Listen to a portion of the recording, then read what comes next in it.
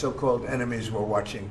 They watched every minute of it. They watched. There was very few people that weren't watching, actually, but they watched every minute. It was a perfect military performance, the likes of which we haven't seen in a long time.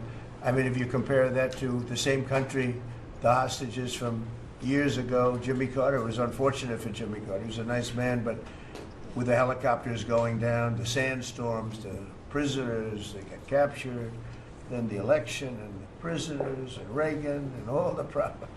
It was nothing but problems. And that was a failure. And ours was not only the pilots. I mean, those machines flew for 37 straight hours. They didn't stop. They went skedaddle. You know the word skedaddle? It means skedaddle. They dropped the bombs, and somebody said, skedaddle. Let's get the hell out of here. And every bomb hit its mark and hit it incredibly. And as you know, the Atomic Energy Commission said it's gone. That place is gone.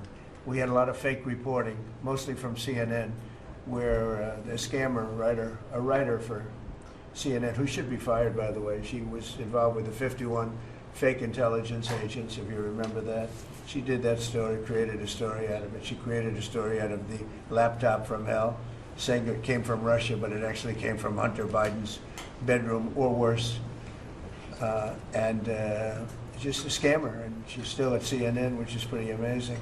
But we'll ask you a question about her. But they came up with this concept that maybe the attack wasn't that good. Maybe it, and I saw it happen right after the attack. I saw this person on CNN. I like to watch the enemy. You learn from the enemy. And I watch, because you have to know where they're coming from. And I watched her say, Anderson, you know, I'm hearing stories that maybe they didn't hit their target. Maybe it wasn't that good a hit. And they were hearing stories. The next day it was a little more, and the next day a little more. After 3-4 days, she was saying, you know, I don't know. I don't think it was that. Except by that time, everybody knew it was hit perfectly. The evidence is in the planes. The evidence the pilots are the best evidence. But they actually came out of their plane, because they were here the other day, and they said, it was so sad. We did such a good job. We flew into very dangerous airspace. I'll never forget, we were in the Situation Room, and they said they have entered Iranian airspace, and everyone took a deep breath, because they had more missiles pointed at them, but the equipment is so good, it's stealth, way up in the air, and it was stealth, and they went right through that, and they sort of, by the time they found out they were there, they were already gone. That was the word skedaddle, get the hell out of here. But they were right in the most dangerous airspace in the world, and they took those big, beautiful, very fast, they're unbelievable planes. I mean, they become really beautiful works of art. You know, I always thought they sort of were cool, but now they look better than just cool, don't they, huh?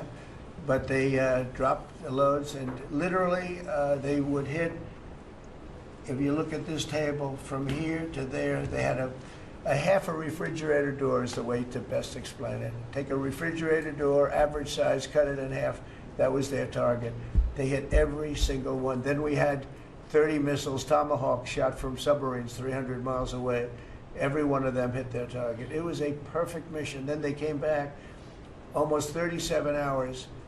Every plane worked perfectly. The mechanics were here too. I said, you got to get the mechanics here. We didn't have any problems.